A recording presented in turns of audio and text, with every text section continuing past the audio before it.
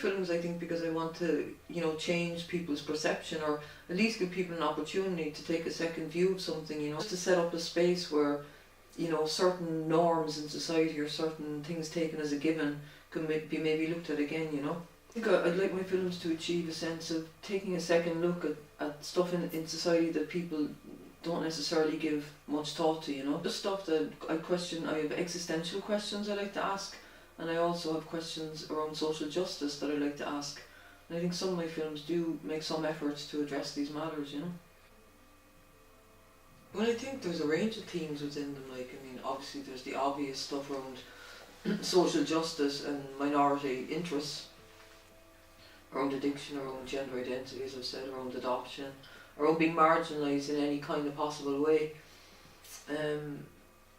There's also kind of the existential dilemma, like how it is to be in the world, how it is to be a human being, the kind of challenges we face regardless of whether or not we're in minority categories or not, you know.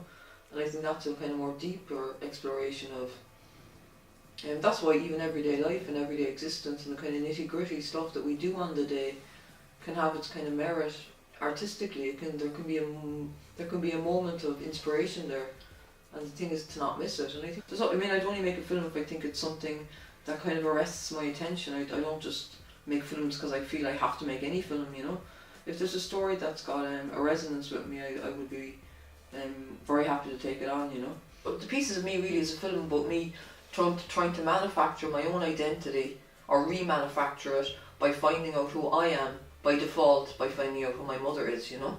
So really it happened over a 3-year period. It involved meetings with social workers, phone calls, letters, you know, writing back and forth, just basically. But the essence of the Pieces of Me isn't really about the social workers or the writing of letters. It's about, like, trying to find oneself in relation to a mother that has been absent all your life, you know. Because that's what I was engaging with, you know. I was trying to find myself in relation to the absence of my mother from birth, you know. Yeah, well, Inside Out is a film about addiction. It's a film looking at the lives of 3 recovering addicts and giving them a chance to take, you know, just to say in their own words how it was for them being an addict, how it is for them being in recovery, and what was the kind of motivating force that actually turned the tide for them, you know.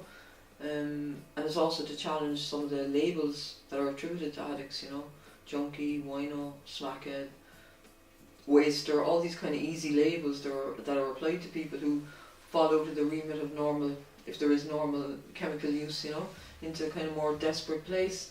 And how is it that happens? More than anything, it asks the people who participate around, it asks people to kind of investigate any reasons behind their addictive behaviour and any deeper reason than the actual behaviour. Like, yeah, it's a problematic behaviour, but what is the dilemma that has caused you to use chemicals in such a way?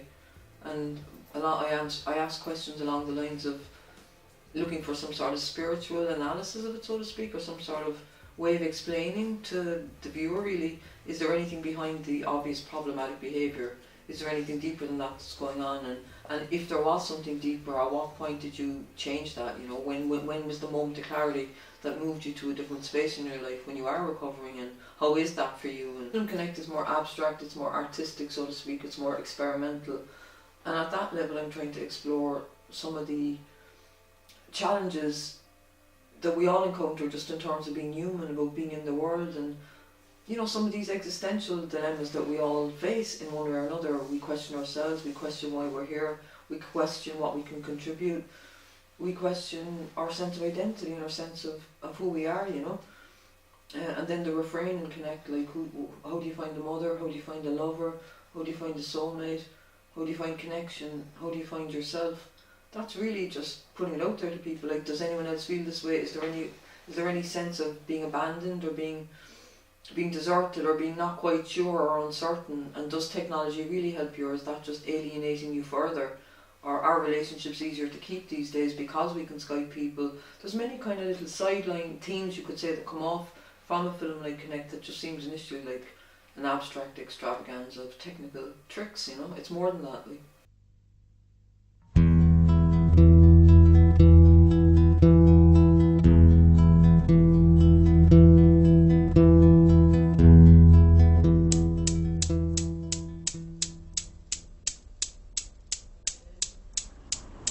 The void. As a kid, I would have felt it, and the void for me is to feel unloved, is to feel unwanted. It's still here today.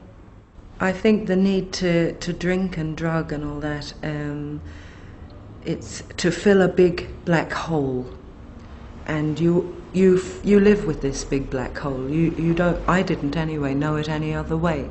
It started out with looking for an escape from the pain in my life, desperate loneliness and hopelessness I felt. It developed then into an addiction, and like any addiction, my sex addiction took over my life.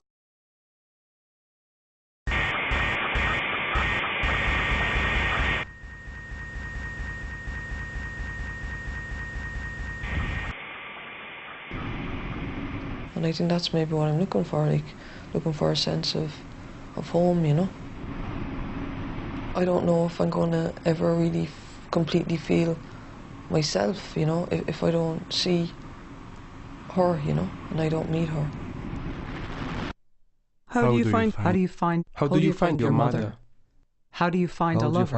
How do you find a lover? How do you find a lover? How do you find a lover? How do you find a How do you find a soulmate? soulmate? How do you find yourself?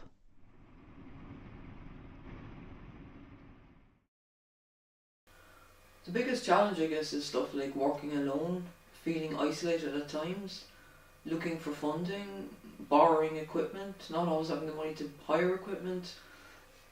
Yeah, I've got lots of bits and pieces of equipment in my hall, with things like, you know, 200-watt bulbs and things that don't seem important, poles that you can attach Chinese lanterns to. I've got like external hard drives, I've got loads of cables, XLR cables, phono cables, SCART cables, firewire cables.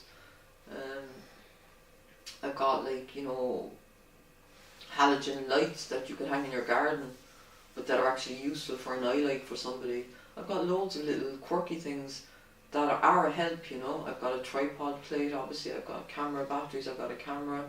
I've got a JVC camera. I've got a lot of stuff, you know. Putting it all together to make it meaningful and to make it help in any project is the trick, you know. Yeah, I've got equipment, and you know, I keep an eye out as well in any markets I go to or whatever. If there's something I think could be useful, I tend to buy it, you know. Those halogen lights, those garden lights, one of the latest things that I just grabbed, and they're handy, you know. Or long SCART leads, or you know, adapters like firewire cables that adapt, or that have 800 and 400 watt 800 and 400 speed connections, stuff like that, you know, that's useful. I tend to know what's useful, and I tend to get it wherever I get it, you know. I think distribution is a different headspace, you know. You could have the film made and still be in the zone of not quite knowing where to go with it, you know.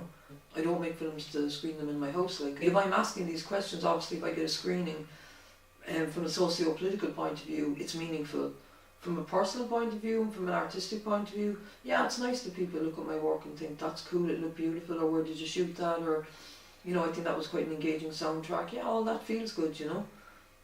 But if it's a combination maybe of aesthetic reasons, of personal reasons, and obviously the socio-political angles, the main thing is just to keep going, you know, and not to give up even if you get 5 rejections, just to keep moving, you know, and keep believing in the work. No, I just want my films to make a difference, if in any way they can, you know. I'm under no illusions. A lot of people make films, it's hard to make a difference. But it's just to give people an opportunity to take a second look at something that they might have one opinion on or one definite view on. But life is complicated, people are complicated, and most people deserve a hearing, you know. And if I can in any way be a part of that, and in any way a part of turning the tide around any difficult social issue for people, or if I can put any light on the whole, whatever, the dilemma of existence in the first place, I'll do my best. And that's what I really try to do with my films, you know. And a good story is always a good bonus, you know. Or some interesting imagery is always nice, no matter what. It should look beautiful no matter what.